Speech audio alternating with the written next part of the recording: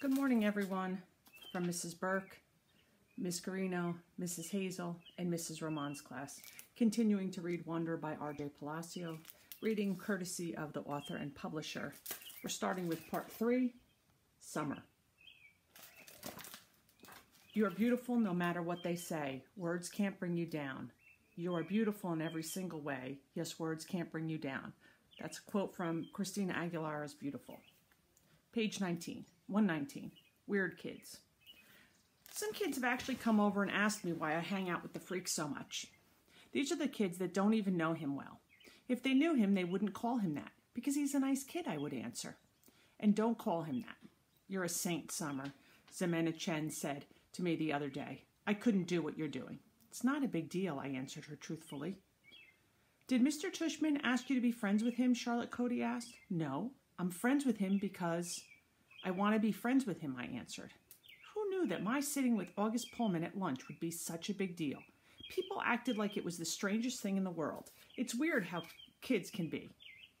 I sat with him the first day because I felt sorry for him. That's all. Here he was, this strange-looking kid in a brand new school. No one was talking to him. Everyone was staring at him. All the girls at my table were whispering about him. He wasn't the only new kid at Beecher Prep, but was the only kid everyone was talking about. Julian had nicknamed him the zombie kid, and that's what everybody was calling him. Did you see the zombie kid yet? Stuff like that gets around fast, and August knew it. It's hard enough being the new kid, even when you have a normal face. Imagine having his face. So I just went over and sat with him. Not a biggie. I wish people would stop trying to turn it into something major. He's just a kid. The weirdest looking kid I've ever seen, yes, but just a kid. The plague. I do admit August's face sometimes takes some getting used to. I've been sitting with him for 2 weeks now, and let's just say that he's not the neatest eater in the world. But other than that, he's pretty nice. I also should say that I don't really feel sorry for him anymore. That might have been what made me sit down with him the first time, but that's not why I keep sitting down with him. I keep sitting down with him because he's so fun. One of the things I'm not loving about this year is how a lot of the kids are acting like they're too grown up to play things anymore. All they want to do is talk and hang out at recess. And all they talk about is who likes who and who is cute and who isn't cute. August doesn't bother about that stuff. He likes to play Foursquare at recess, which I like to play too. It was actually because I was playing Foursquare with August that I found out about the plague. Apparently, this is a game that's been going on since the beginning of the year. Anyone who accidentally touches August has only 30 seconds to wash their hands or find hand sanitizer before they catch the plague. I'm not sure what happens if you actually catch the plague because no one's touched August yet, not directly. How I found out about this was that Maya Markowitz told me that the reason she won't play Foursquare with us at recess is that she doesn't want to catch the plague. I was like, what's the plague? And she told me. I told Maya I thought that it was really dumb. And she agreed, but she still wouldn't touch a ball that August had touched, not if she could help it. The Halloween party. I was really excited because I got an invitation to Savannah's Halloween party. Savannah is probably the most popular girl in school. All the boys like her, and all the girls want to be friends with her. She was the first girl in the grade to actually have a boyfriend. It was some kid who goes to MS 281, though she dumped him and started dating Harry Joplin, which makes sense because the two of them totally look like teenagers already. Anyway, even though I'm not in the popular group, I somehow got invited, which is very cool. When I told Savannah I got her invitation and would be going to her party, she was really nice to me, though she made sure to tell me that she didn't invite a lot of people. So I shouldn't go around bragging to anyone that I got invited. Maya didn't get invited, for example. Savannah also made sure to tell me not to wear a costume. It's good she told me to, because of course I would have worn a costume to a Halloween party. Not the unicorn costume I made for the Halloween parade, but the goth girl get-up that I wore to school. But even that was a no-no at Savannah's party. The only negative about my going to Savannah's party was that now I wouldn't be able to go to the parade and the unicorn costume would be wasted. It was kind of a bummer, but okay. Anyway, the first thing that happened when I got to the party was that Savannah greeted me at the door and asked, "Where's your boyfriend, Summer?" I didn't even know what she was talking about. "I guess he doesn't have to wear a mask at Halloween, right?" she added. And then I knew she was talking about August. "He's not my boyfriend," I said. "I know, I'm just kidding." She kissed my cheek. All the girls in her group kissed each other's cheeks now whenever they said hello, and threw my jacket on a coat rack in the hallway. Then she took me by the hand down the stairs to her basement, which was where the party was. I didn't see her parents anywhere.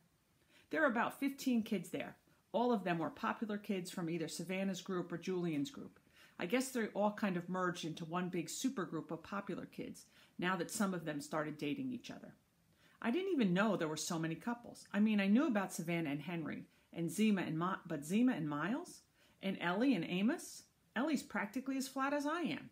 Anyway, about 5 minutes after I got there, Henry and Savannah were standing next to me, literally hovering over me. "So, we want to know why you hang out with the zombie kid so much," said Henry. "He's not a zombie." I laughed like they were making a joke. I was smiling, but I didn't feel like smiling. "You know, Summer," said Savannah, "you would be a lot more popular if you didn't hang out with him so much. I'm going to be completely honest with you. Julian likes you. He wants to ask you out. He does? Do you think he's cute?" Yeah, I guess. Yeah, he's cute." "So you have to choose who you want to hang out with," Savannah said, who was talking to me like the big sister would talk to a little sister. "Everyone likes you, Summer. Everyone thinks you're really nice and that you're really, really pretty. You could totally be part of our group if you wanted to. And believe me, there are a lot of girls in your grade who would love that." "I know," I nodded. "Thank you." "You're welcome," she answered. "You want me to tell Julian to come and talk to you?" I looked over to where she was pointing and could see Julian looking over at us. "Actually, I need to go to the bathroom." "Where is that?" I went to where she pointed and sat down on the side of the bathtub and called Mom and asked her to pick me up. "Is everything okay?" said Mom. "Yeah, I just don't want to stay," I said. Mom didn't ask any more questions and said she'd be there in 10 minutes. "Don't ring the bell," I told her. "Just call me when you're outside." I hung out in the bathroom when Mom called, and then I snuck upstairs without anyone seeing me, got my jacket, and went outside. It was only 9:30. The Halloween parade was in full swing down Amesfort Avenue. Huge crowds everywhere. Everyone was in costume: skeletons, pirates, princesses, vampires, superheroes, but not one unicorn. November. The next day at school, I told Savannah I'd eaten some really bad Halloween candy and gotten sick, which is why I went home early from the party, and she believed me. There was actually a stomach bug going around, so it was a good lie. I also told her I had a crush on someone else that wasn't Julian, so she would leave me alone about that and hopefully spread the word to Julian that I wasn't interested. She, of course, wanted to know who I had a crush on, and I told her it was a secret. August was absent the day after Halloween, and when he came back, I could tell something was up with him. He was acting so weird at lunch. He barely said a word, and he kept looking down at his food when I talked to him, like he couldn't look me in the eye.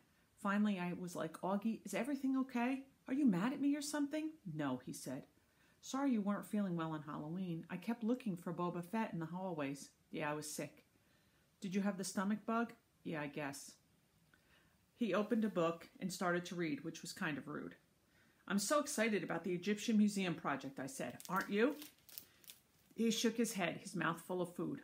I actually looked away because between the way he was chewing, which was almost seemed like he was being gross on purpose, and the way his eyes were kind of closed down, I was getting a really bad vibe from him. "What project did you get?" I asked.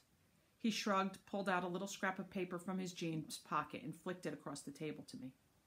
Everyone in the grade got assigned an Egyptian artifact to work on for Egyptian Museum Day, which was in December. The teachers wrote all the assignments down on tiny scraps of paper, which they put in a fishbowl, and then all of us kids in the grade took turns picking the papers out of the fishbowl in assembly.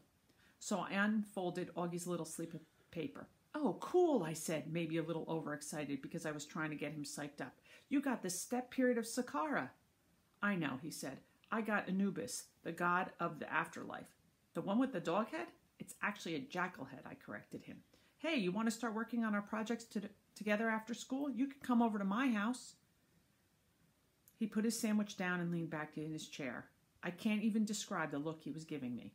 "You know, Summer," he said, "you don't have to do this." "What are you talking about?" "You don't have to be friends with me. I know Mr. Tushman talked to you." "I have no idea what you are talking about." "You don't have to pretend is all I'm saying. I know Mr. Tushman talked to some kids before school and told them they had to be friends with me." "He didn't talk to me, August." "Yeah, he did." "No, he didn't." "Yeah, he did." "No, he didn't. I swear on my life." I put my hands up in the air so he could see I wasn't crossing my fingers. He immediately looked down at my feet, so I shook off my Uggs so he could see my toes weren't crossed. "You're wearing tights," he said accusingly. "You can see my toes are flat," I yelled. "Okay, you don't have to scream. I don't like being accused of things, okay?" "Okay, I'm sorry. You should be." "He really didn't talk to you?" "August." Okay, I'm really sorry." I should have stayed mad at him longer, but then he told me about something bad that had happened to him on Halloween, and I couldn't stay mad at him anymore. Basically, he heard Jack bad-mouthing him and saying really horrible things behind his back. It kind of explained his attitude, and now I knew why he'd been out sick. Promise you won't tell anyone, he said. I won't, I promised. Promise me you won't ever be mean to me again. Promise, he said, and we pinky swore. Warning, this kid is rated R. I had warned Mom about August's face.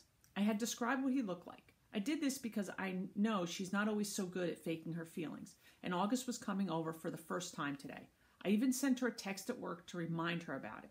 But I could tell from the expression on her face when she came home after work that I hadn't prepared her enough. She was shocked when she came through the door and saw his face for the first time.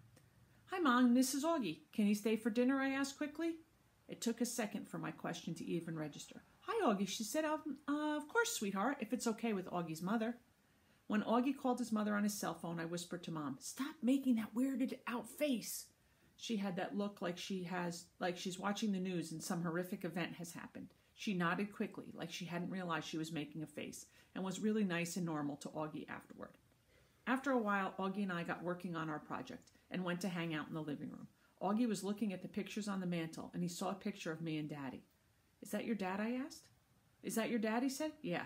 I didn't know where we were. What's the word? Biracial. Right, that's the word. Yeah. He looked at the picture again. Are your parents divorced? I've never seen him at drop-off or anything. Oh, no, I said. He was a platoon sergeant. He died a few years ago. Whoa, I didn't know that. Yeah, I nodded, handing him a picture of my dad in his uniform. Wow, look at all those medals. Yeah, he was pretty awesome. Wow, Summer, I'm sorry. Yeah, it sucks. I really miss him a lot. Yeah, wow, he nodded, handing me back his picture. Have you ever known anyone who died, I asked. Just my grandmother, and I don't really remember her. That's too bad. Augie nodded. You ever wonder what happens to people when they die, I asked. He shrugged. Not really. I mean, I guess they go to heaven. That's where my grands went. I think about it a lot, I said. I think when people die, their souls go to heaven, but just for a little while. Like, that's where they get to see their old friends and stuff, and kind of catch up on old times. But then I think the souls start thinking about their lives on earth, like if they were good or bad or whatever, and when they get born again as brand new babies in the world. Why would you want to do that? Because then they get another chance to get it right, I answered. Their souls get a chance to have a do-over. I thought about what she was saying and then nodded. Kind of like when we get a makeup test, he said. Right. But they don't come back looking the same, he said. I mean, they look completely different when they come back, right? Oh, yeah, I answered. Your soul stays the same, but everything else is different. I like that, he said, nodding a lot. I really like that, Summer. That means in my next life, I won't be stuck with this face. He pointed to his face when he said that and batted his eyes, which made me laugh. I guess not, I shrugged. Hey, I might even be handsome, he said, smiling. That would be so awesome, wouldn't it? I could come back and be this good-looking dude and be super buff and super tall. I laughed again. He was being a good sport about himself. That's one of the things I liked most about Augie. Hey, Augie, can I ask you a question? Yeah, he said, like he knew exactly what I wanted to ask. I hesitated. I've been wanting to ask him this for a while, but I always lost the guts to ask. What, he said, you want to know what's wrong with my face? Yeah, I guess, if it's okay for me to ask. He shrugged. I was so relieved that he didn't seem mad or anything. Yeah, it's no big deal, he said casually.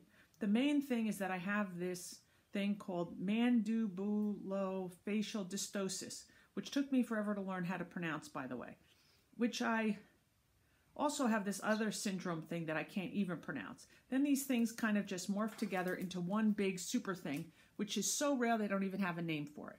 I mean, I don't want to brag or anything, but I'm actually considered something of a medical wonder, you know. He smiled. That was a joke. You can laugh. I smiled and shook my head. You're funny, Augie. Yes, I am, he said proudly. I am cool beans. After spring break, we will return to Wonder by RJ Palacio.